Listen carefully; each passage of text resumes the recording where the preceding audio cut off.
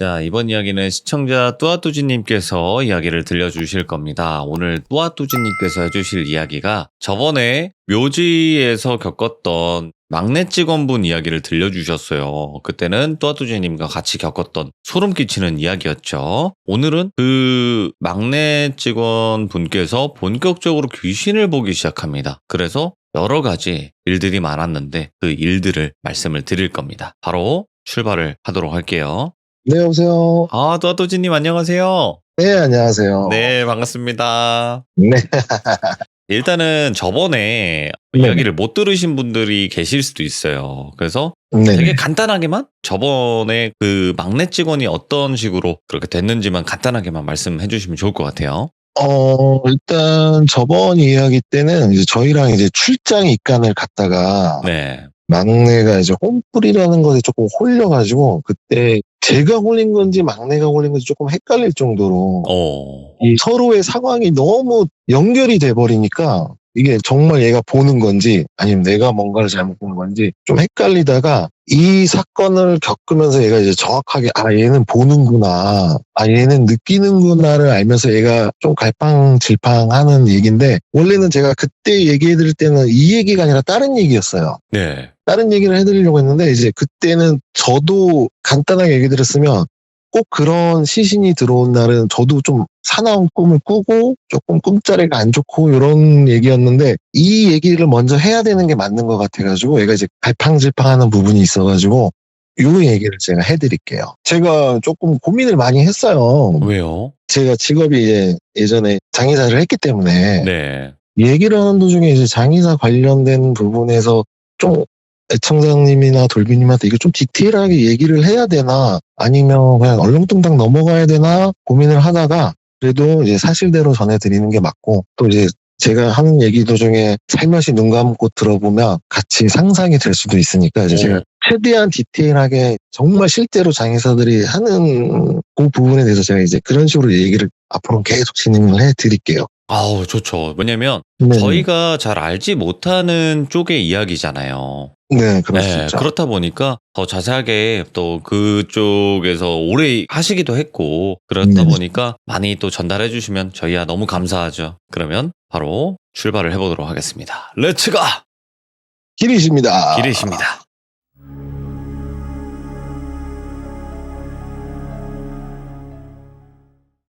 일단 오늘 제가 얘기해드릴 거는 저희 막내가 본격적으로 이제 귀신을 좀 보기 시작해요.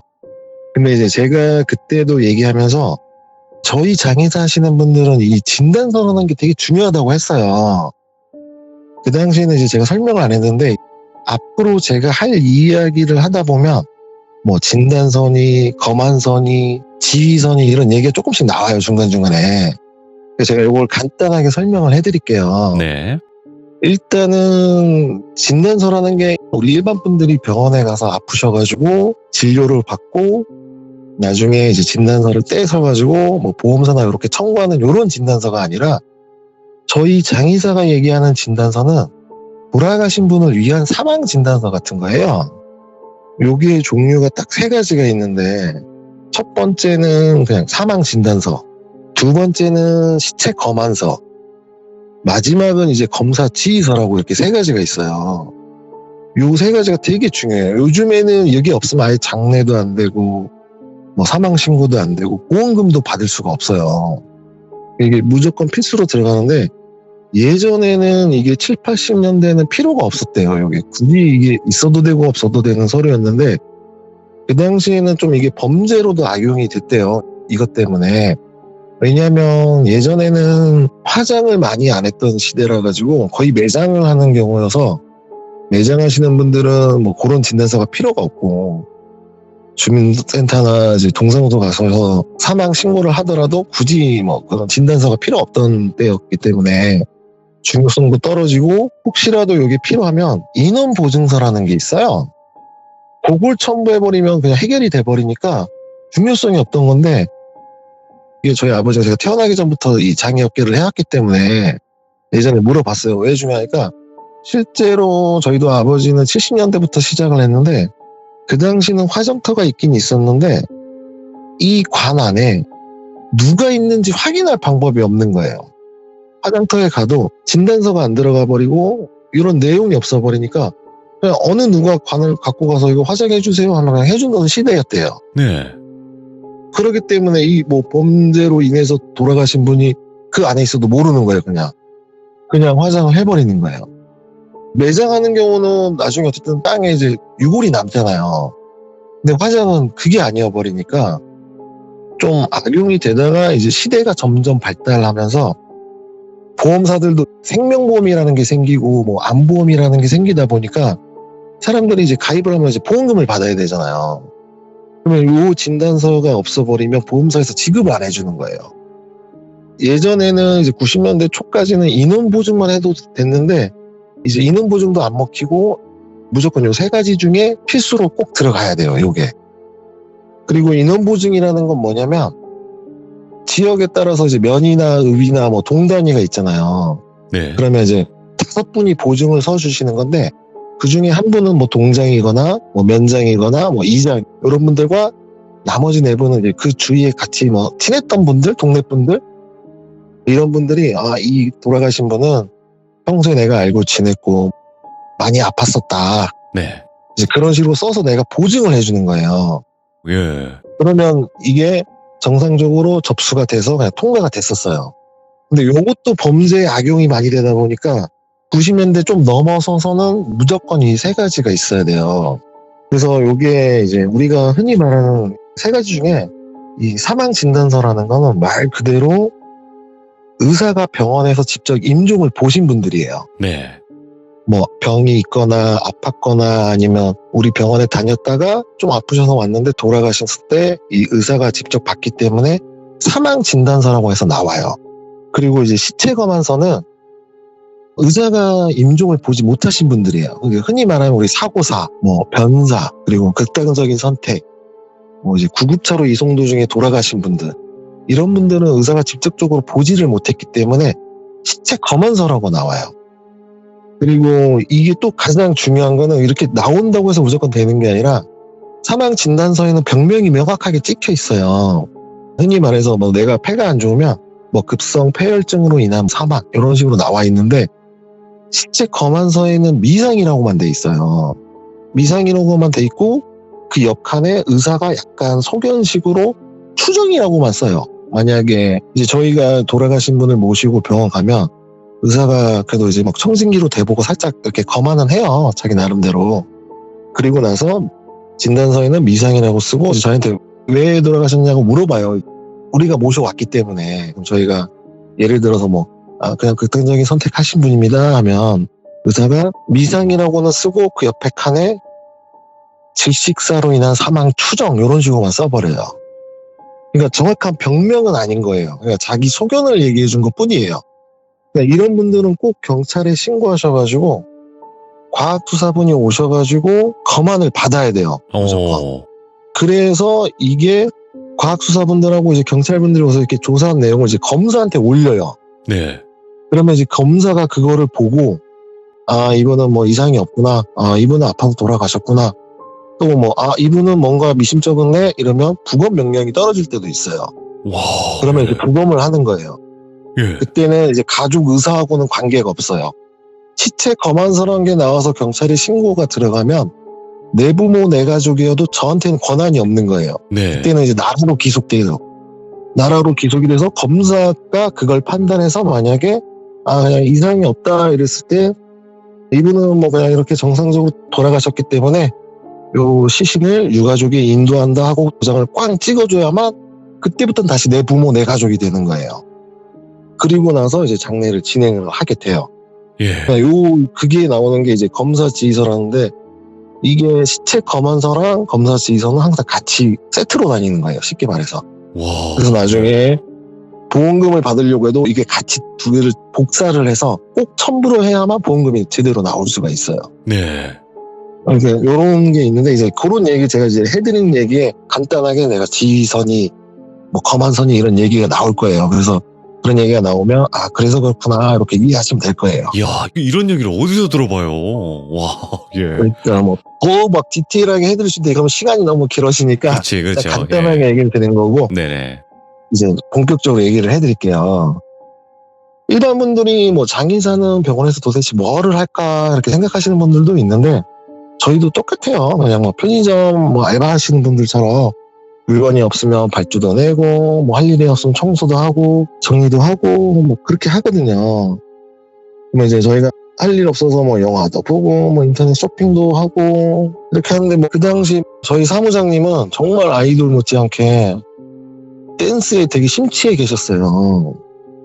영혼이 너무 막 불타가셔가지고 시간만 나면 근처에 있는 돌비님이 가장 좋아하시는 인민댄스 무도장을 자주 방문하셨어요. 예. 근데 좀 스텝도 좀 밟고 예. 좀 손도 잡을 줄 아시는 분이어가지고 오. 슬쩍 눈치 보다가 저희가 이제 한가할 때는 이렇게 다니시는 분이었는데 그때도 다름없게 그렇게 지나가시는데 이제 갑자기 전화가 이제 따르릉 하고 울리는 거예요. 그래서 제가 전화를 받았죠. 네. 네, 장례식장입니다. 하니까 저기 시들무 장례식장 맞죠? 하니까 네, 맞는데 어디십니까? 하니까 저희 시들무 경찰서 강력 3반 돌비 형사라고 합니다. 다름이 아니라 여기 사망사고가 있어가지고 조금 와주셔야 될 것 같은데 이렇게 얘기를 하는 거예요. 그래서 제가 이제 대답을 했죠. 네, 알겠습니다. 근데 거기 위치가 어딜까요? 이렇게 물어봤죠. 돌비 형사님이 여기 위치가 조금 애매한데 이게 좀 산이라고 하기도 그렇고 하여튼 이렇게 좀 녹록길인데 혹시라도 오셔가지고 못 찾으면 다시 한번 전화를 주세요. 이렇게 얘기를 하는 거예요. 그래서 제가 주소 좀 불러주시고 형사님 연락처도 한번 알려주세요. 이렇게 얘기를 했죠. 그러면서 이제 제가 받아 적으려고 하면서 쉬들무 애청자 1004번지요? 형사님 전화번호는 011 444 4444요? 네, 알겠습니다. 저희 바로 준비해서 출발할게요. 이렇게 얘기를 하고 전화를 끊었어요. 전화를 끊고 제가 이제 막내를 쳐다봤죠. 제일 만만한 게 막내니까. 돌비야, 출동이다, 가자. 이러고 이제 제가 먼저 나갔어요. 그래서 돌비는 눈치만 보고 있다가 다녀오겠습니다 하고 이제 저를 따라 나와서 제가 이제 출발을 하게 돼요. 이제 출발을 하게 되는데 보통 저희가 이제 그런 사고로 인해서 돌아가신 분은 좀 챙겨가는 물건도 있고 그냥 바로 갈 때도 있어요. 차에 웬만하면 다 준비가 되어 있는데 혹시라도 해서 한번 확인을 하고 출발을 하면서 이제 가는 도중에 똘비랑 막 이런저런 얘기를 하고 그냥 뭐 이런 출동 가면 막 별의별 거 다 본다 막 이렇게 얘기를 하면서 현장에 딱 도착했는데 아니나 다를까 그냥 이렇게 과수원이나 논 이런 밭 같은 사이 있잖아요. 그런 목록길에 내비가 찍히는데 이 과수원 한가운데로 찍히니까 이게 저희가 약간 야산 같은 느낌인 곳 한가운데 찍히는 거예요. 네. 그래서 도착해서 딱 보니까 정경분들도 와 있고 이제 근처 이제 순찰 도시는 분도 와 있더라고요.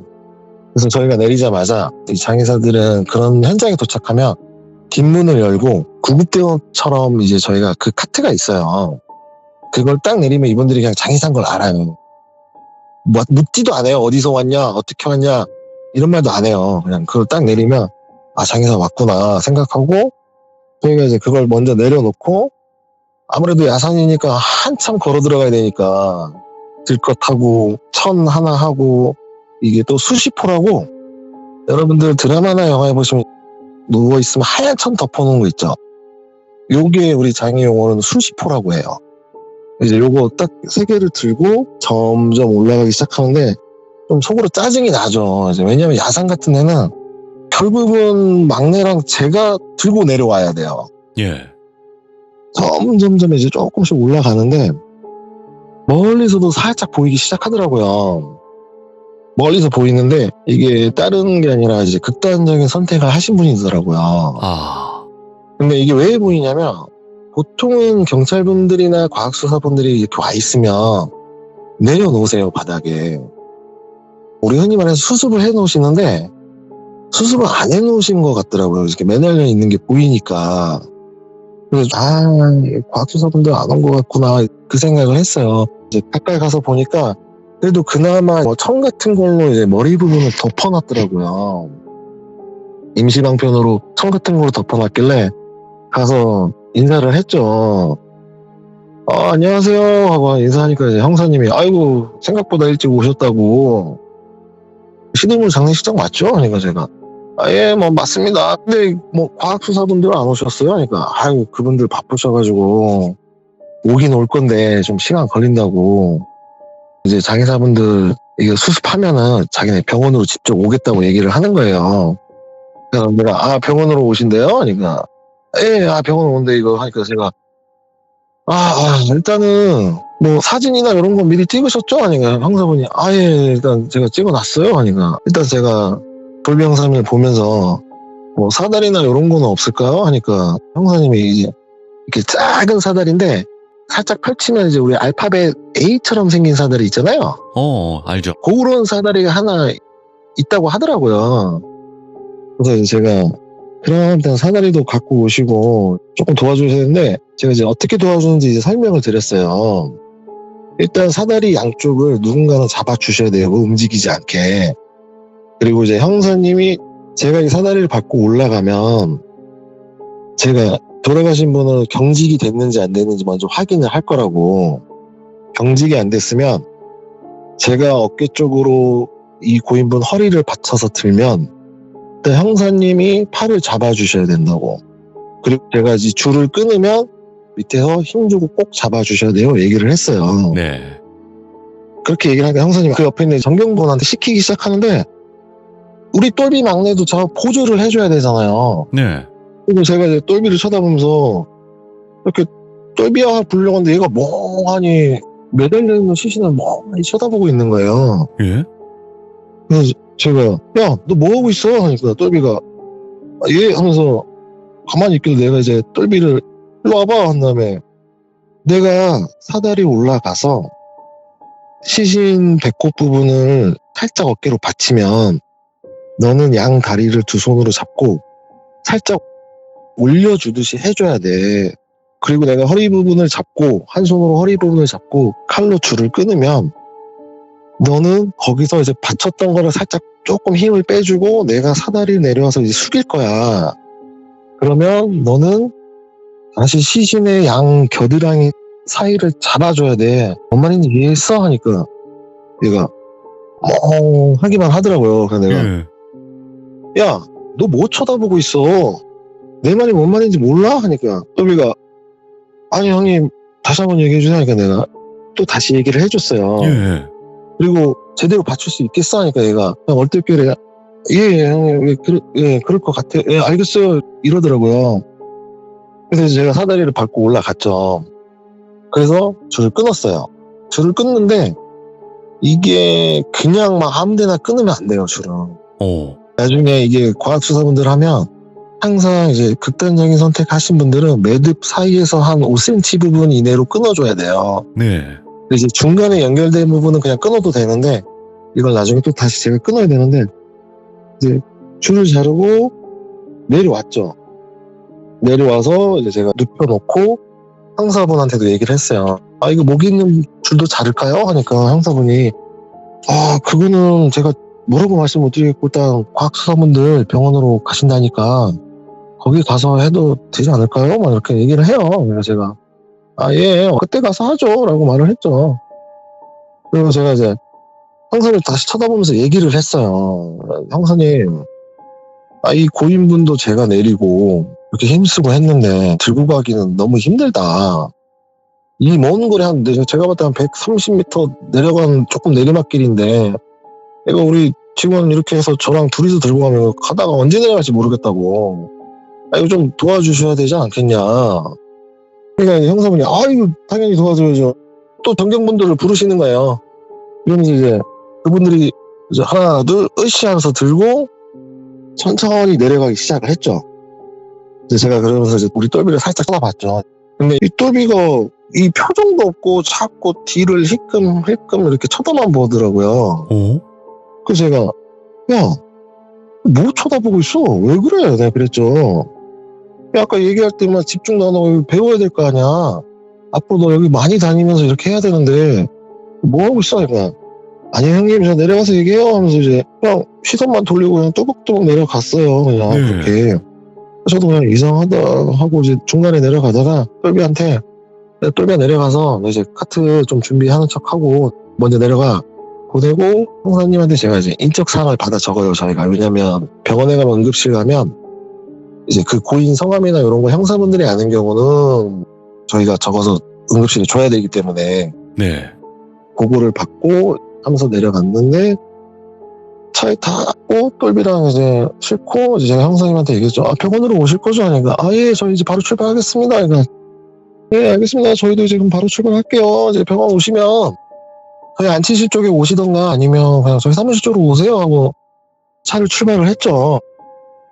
제가 이제 출발을 하면서 똘비를 쳐다보면서 똘비야, 너 왜 그래? 아까부터 하니까 똘비가 아무 말도 안 하다가 형님, 제가 이상한 거를 봤어요. 이렇게 얘기를 하는 거예요. 예. 그래서 내가 아니 뭐가 또 이상한 걸 봤는데 하니까 형님 이게 올라가다가 저 고인분 보일 때 이렇게 봤는데 그분이 매달려 있는데 그분 뒤에 또 누군가 매달려서 시계추처럼 왔다 갔다 이러더래요. 뭐야, 예. 그래서 얘가 잘못 봤나? 이렇게 다시 보니까 또 안 보이더래요. 그래서 이제 앞에까지 가가지고 제가 이제 형사님들한테 막 이렇게 얘기를 했잖아요. 네. 막 얘기를 하는데 똘비가 다시 얘기하는 찰나에 이렇게 딱 보는데 그 시진이 또 뒤에서 똑같은 시진이 매달려서 왔다 갔다 이러더래요. 예. 그러니까 똘비가 이게 내가 잘못 봤나? 그 생각을 하고 있는데 갑자기 왔다 갔다 하다가 딱 멈추더니 이제 뒤에 가려져 있잖아요. 네. 이제 고개만 옆으로 살짝 내밀었다가 반대쪽으로 내밀었다가 그러더래요. 그래서 얘가 거기서 조금 정신을 못 차리고 제가 이제 그렇게 막 혼내고 그냥 얼떨결에 내려온 거예요, 저랑. 그렇게 내려와서 차에서 이제 그 얘기를 하니까 제가 야, 너 뭔가 잘못 본 거 아니야? 이제 얘기를 했죠. 왜냐면 이게 그냥 다른 데가 아니라 산이면은 간혹 가다가 진짜 뜨끔한 바람 불어도 매달려 있는 경우는 움직일 수도 있어. 그리고 형사분들이 천을 덮어놨기 때문에 천이 움직일 수도 있어.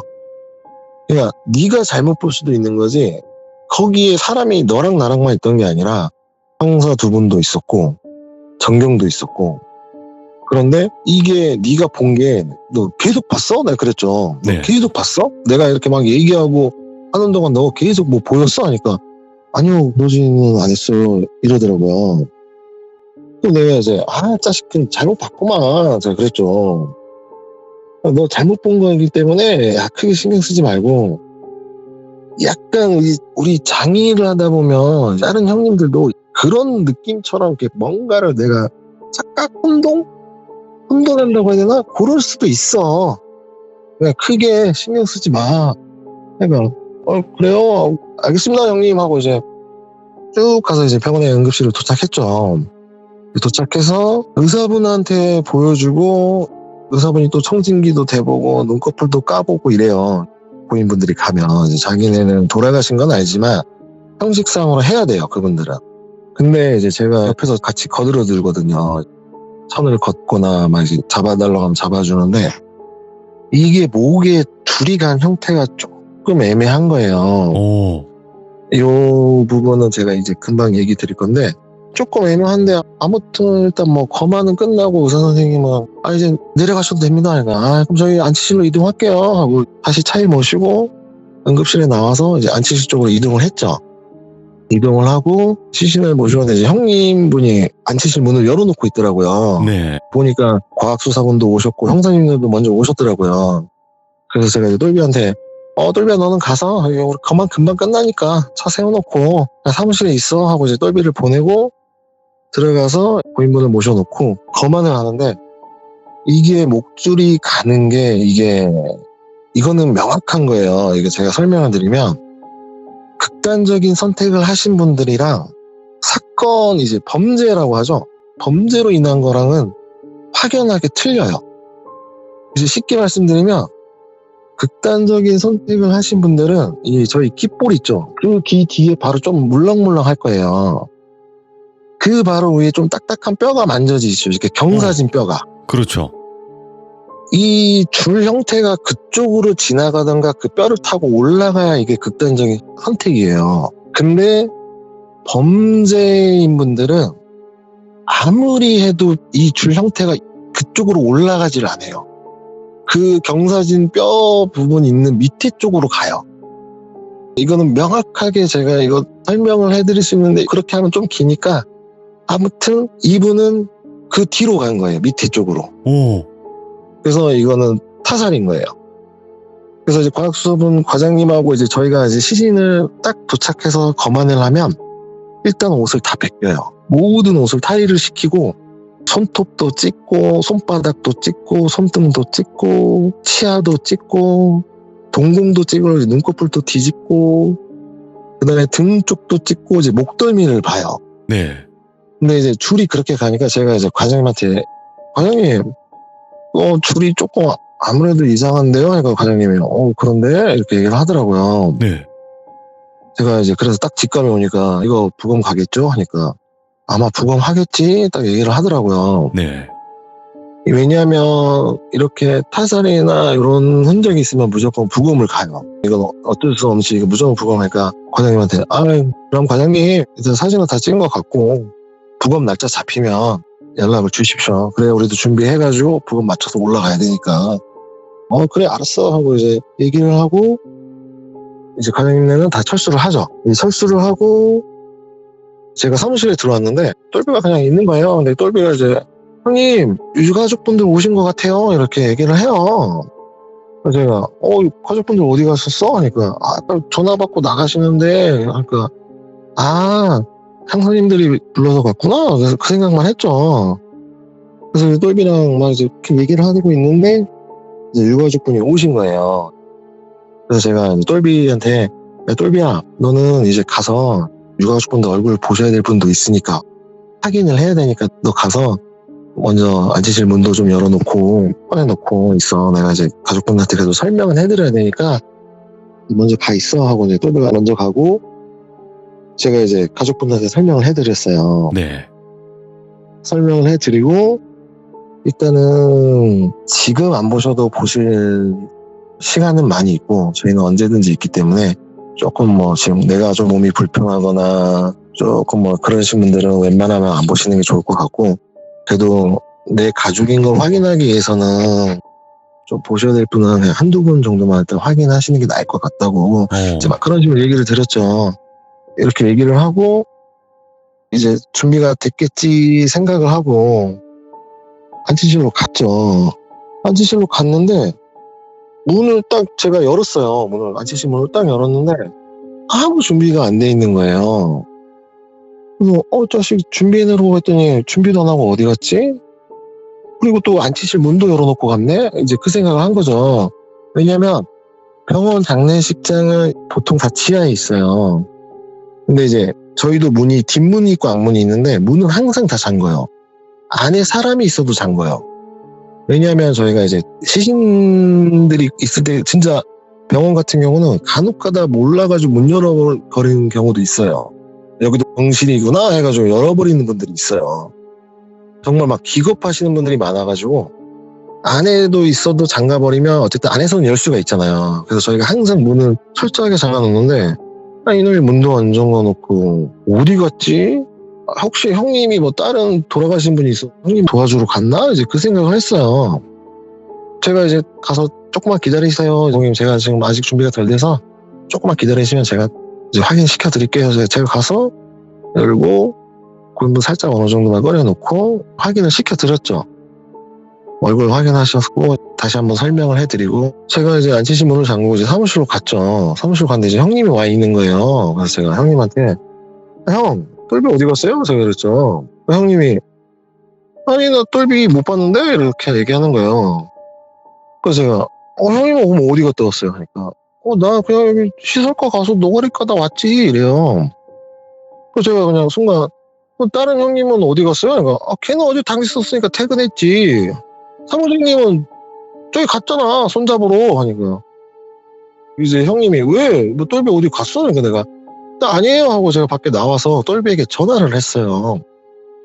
이제 전화를 하니까 얘가 받더라고요. 제가 이제 조금 화가 났죠.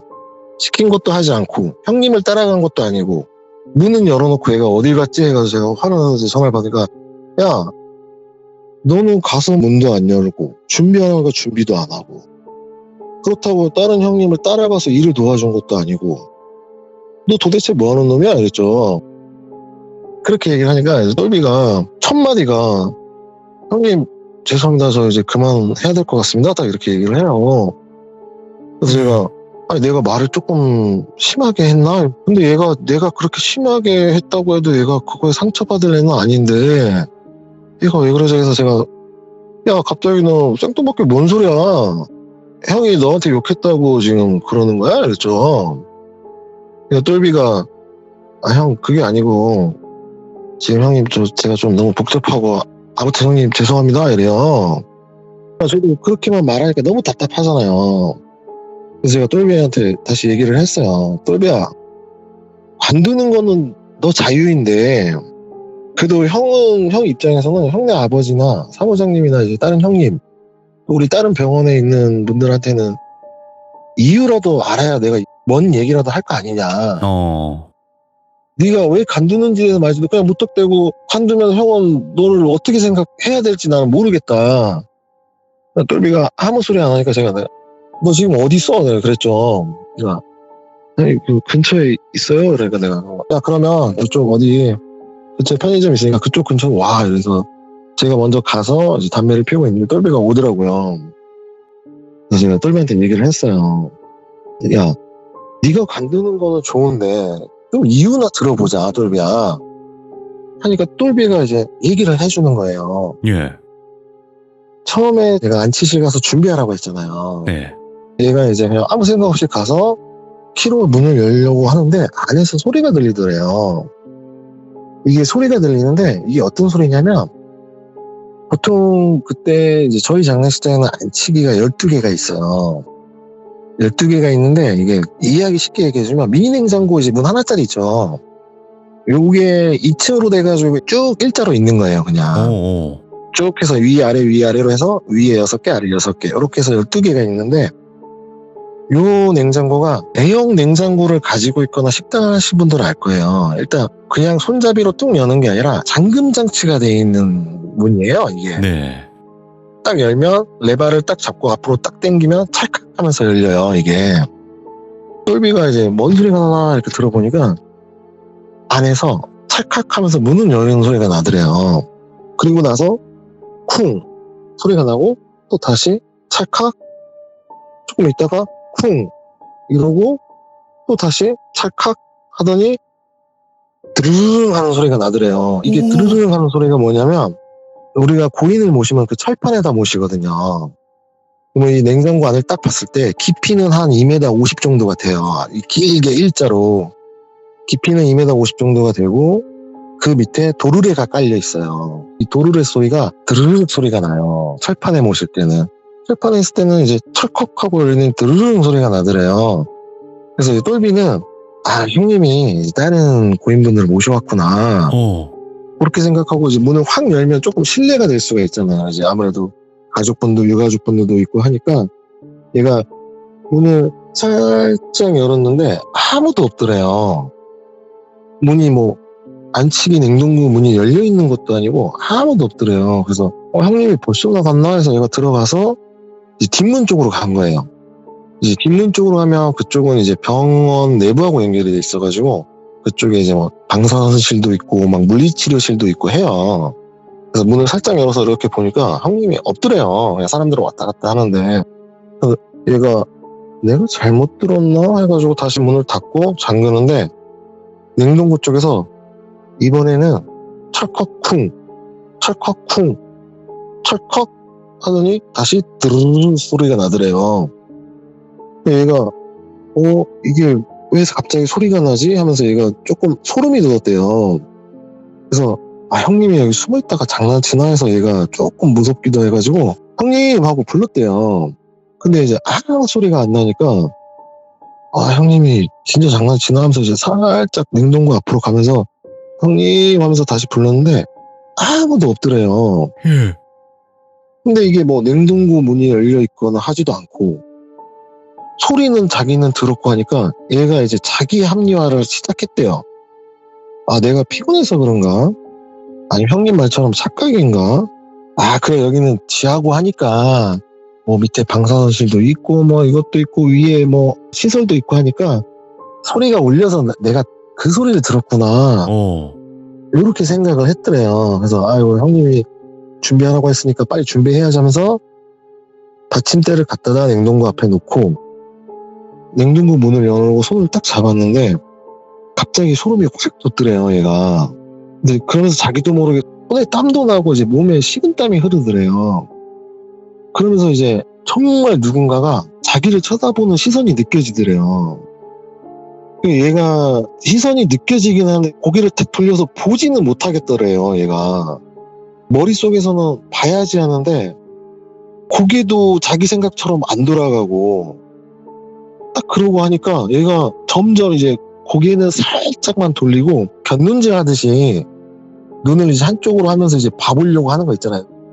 그런 식으로 그쪽으로 이제 점점 시선을 돌리는데 이 시선을 돌리면서 얘가 쳐다본 곳이 저희가 이제 입간을 하면 유족분들이 볼 수 있는 이제 관망실이라는 데가 있어요. 예. 통유리로 크게 돼가지고 저희가 입간하는 모습을 가족들이 거기서 지켜보는 건데 보통은 저희가 이게 입간이 없을 때는 커튼을 쳐놔요. 이렇게 닫아놔요.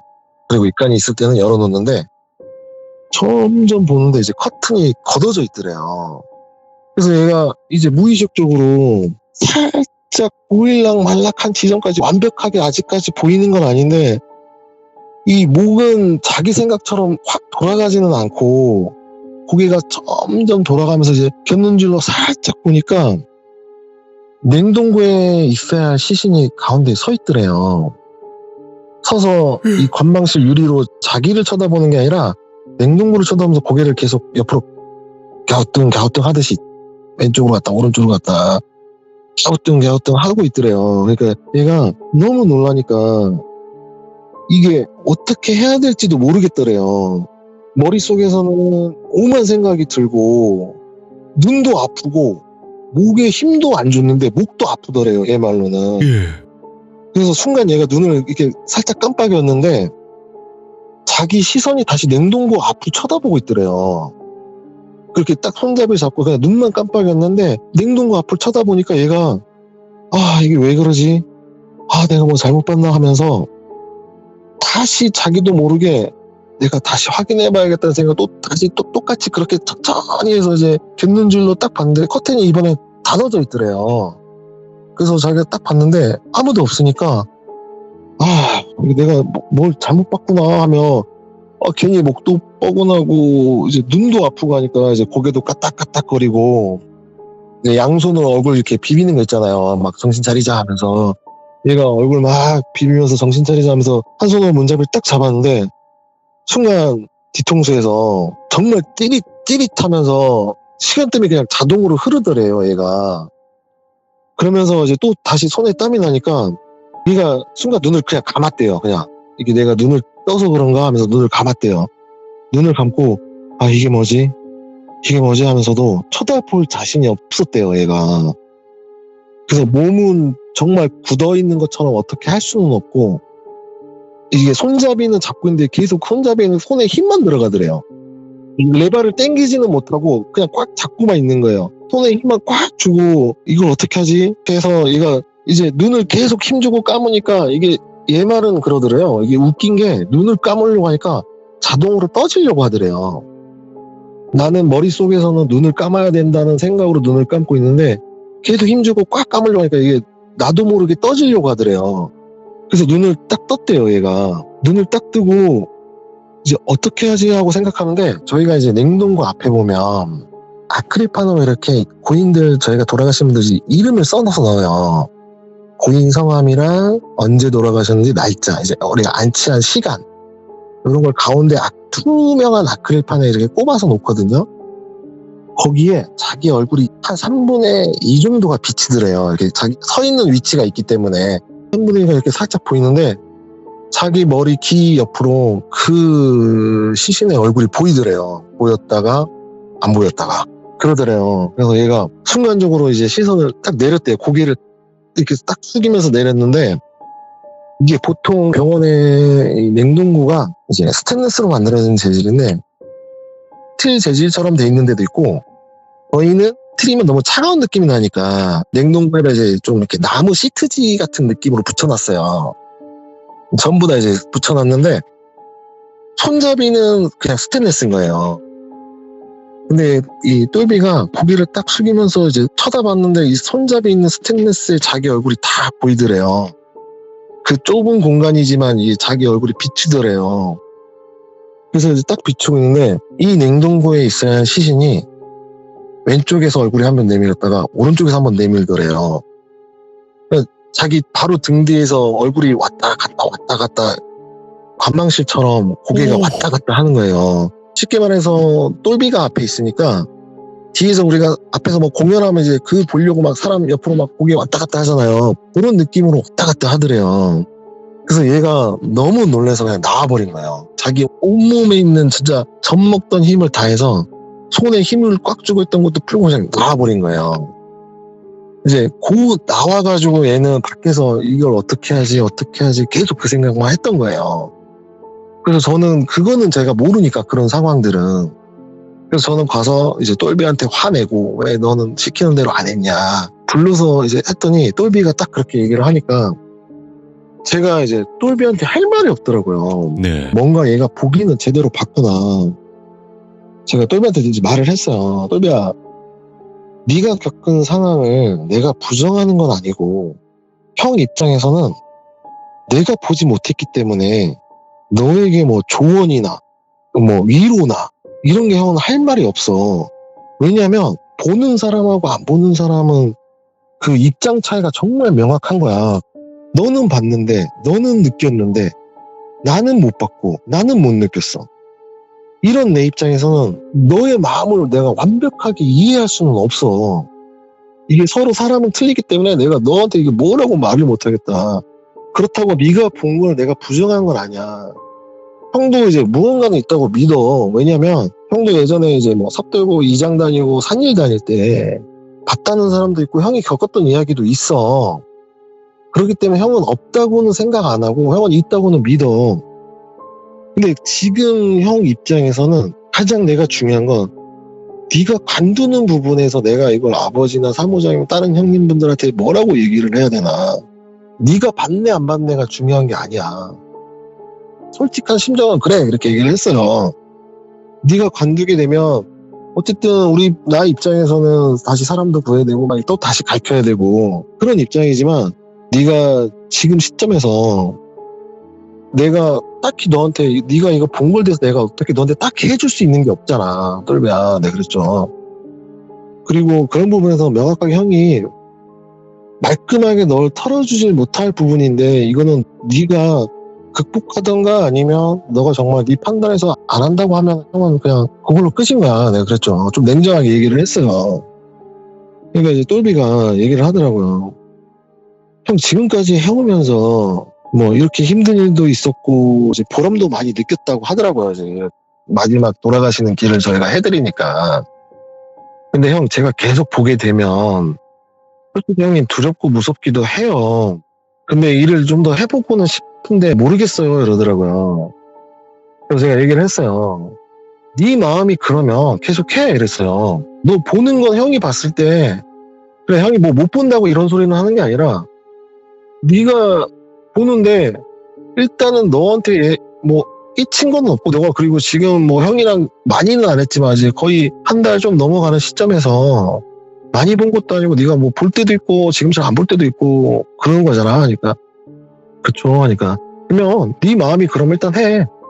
네가 정말 하다가 너무 봐서 형이 못하겠어요 하면 형이 동원할 수 있는 건 최대한 동원해서 막아줄게 이랬어요. 일단 똘비한테도 그랬어요. 너 형네 어머니가 무속인인 건 알지? 이랬죠. 근데 나는 우리 엄마를 신뢰하지는 않아. 신뢰하지는 않는데 어머니 뭐 주변 분들이 워낙 유명한 분들이 많으니까 내가 어떻게든 그분들한테서 부탁해서라도 내가 그걸 막아줄게 이랬어요. 네. 네가 하고 싶다는 마음이 있으면 해 그랬죠. 근데 너가 무서워서 하기 싫다고 하면 안 하는 거야. 안 하면 그만이야. 그걸로 끝이지 뭐 고민할 필요는 없어 제가 그랬죠. 그래서 똘비가 그럼 형 해보겠는데 이제 형님 뭐 제가 대신 다른 건 아니고 좀 다른 부탁할게 뭔데 하니까 이제 당직 부분을 얘기하더라고요. 제가 이제 얘기를 했어요. 그 부분은 걱정하지 말고 일단은 아버지나 내가 다른 형님들한테 너는 야간에는 근무를 안 세울 거야. 낮에는 괜찮겠지? 하니까 형 낮에는 괜찮아요 하니까 그래 그럼 야간에 근무 쓰지 마. 대신 뭐 너가 나중에 뭐 배우고 싶은 거나 더 하면 형이 당직 쓸 때 그때 같이 나랑 쓰고 너 혼자서는 절대 안 세울 거고 할 거니까 그러면 되겠어 하니까 제가 한번 힘들어도 계속 해보겠습니다 하면서 이제 얘가 일을 계속 해요. 네. 그러면서 이제 제가 원래 해드렸던 얘기 그때 겪은 이제 저도 겪는 게 이제 그 얘기가 나중에 얘기예요. 야, 일단은 이렇게 해서 더 같이 일을 해보게 되는 거네요. 네, 같이 하다가 그 예전에 제가 얘기 드렸죠. 나중에는 결국은 여관을 막아줘요. 네. 이제 무속인분들 아는 분들 부탁해서 구순 해줬어요. 마지막에는 얘를 구순해서 이제 막아줬는데 그 전에는 많이 봤어요. 와, 근데 진짜 지금 그 상황 있잖아요. 그 상황이 네. 머릿속에 그려지는데 얼마나 무서우셨을까. 오, 진짜. 그 만약에 네네. 이거를 혼자 있는 상황에서 겪어버리면 진짜 그거는 네. 일 그만둔다고 얘기가 바로 튀어나올 것 같긴 해요. 그러니까 원래 다른 얘기 먼저 이게 먼저일 것 같아서 제가 이 얘기를 먼저 해드린 거예요. 근데 그 네. 한 가지 질문이 있는데 저도 이제 안치실을 가본 적이 있었던 것 같아요. 그냥 장례식 때 한 번씩 거기 들어오라고 하니까 네. 그 장남들 들어오라고 하더라고요. 기본은 장남이 들어오고 그다음에 이제 그래서 미망인이 나중에 들어오고 미망인까지 들어오고 나서 마지막에 이제 친지분들 이제 우리가 흔히 말해서 마지막에 이제 쌀 같은 걸 물려준다고 하잖아요. 예전에는 이게 진주를 많이 물려줬어요. 이제 네. 약간 매잣돈 개념도 되고 이제 뭐 요즘에 쌀로 많이 변형이 되고 그런 게 있는데 그렇게 넘어가는 부분들이 있어요. 아니 근데 제가 그때도 이제 안치실에 들어갔을 때 그 안치실의 냄새가 잊혀지지가 않거든요. 무슨 양냄새 같은데 이상한 냄새가 나는데 그건 뭐예요? 왜냐면 안치실 같은 경우는 소독을 해요. 그 약품 냄새구나. 네, 약품 냄새도 나고 그리고 방향제 같은 것도 많이 달아놔요, 일부러. 그랬구나. 그러니까 이제 기억이 나는구나. 야, 역시 이렇게 완전한 전문가라서 물어보면 그냥 막 설명이 와 대단하십니다. 아니 진짜로 뚜아뚜지님 이야기는 전문적이어서 더 무서워요. 진짜 막 숨 막히는. 제가 실제로 했던 일이기 때문에 뭐 어떻게 따르게 얘기를 해드릴 수가 없어요. 오히려 정말 세게 얘기해드리고 싶은데 이게 방송에 나가도 될까? 저는 있는 본 그대로 얘기하는 게 너무 잔인하지 않을까 해서 나름대로 제가 처음에 얘기드린 것처럼 좀 고민을 많이 했어요. 근데 이제 최대한 걸러서 얘기 좀 해드리자. 최대한 걸러서. 걸러도 무섭고 전문적이네요. 네, 진짜 오늘 뚜아뚜지님 너무너무 감사드리고 진짜 항상 건강하시기 바라겠습니다. 네, 감사합니다. 고맙습니다. 네, 감사합니다. 와, 근데 진짜 이런 이야기를 어디서 들어보겠어요. 뭐 장례지도사분들의 인터뷰는 많아요. 근데 여기는 시들무기 때문에 더 디테일하게 들어갈 수 있습니다. 그래서 우리가 모르는 장의사 그리고 장례지도사 그리고 이쪽에 관련된 모든 직군의 이야기를 들어볼 수 있다는 게 뚜아뚜지님만의 매력이고 또 이야기를 워낙 또 잘하시니까 정말 뚜며들지 않나 또 이런 생각을 해보게 됩니다. 여러분들 조심하세요. 감사합니다. 고맙습니다.